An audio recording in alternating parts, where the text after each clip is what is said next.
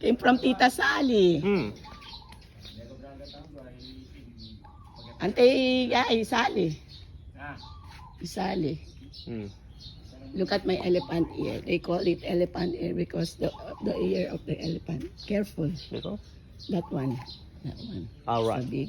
All right. Leaves, Sorry, yeah. further down. I see. Just I get you. These are the eggplants starting to grow. Awesome garden.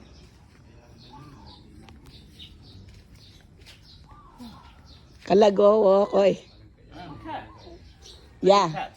We had, it came from Tito Ronald. May ginaw nga pa rin po sa amin. Kami ito may liliyak eh. Kape. Koy, kape. Yeah, got my my flatmate at my unit looking after me.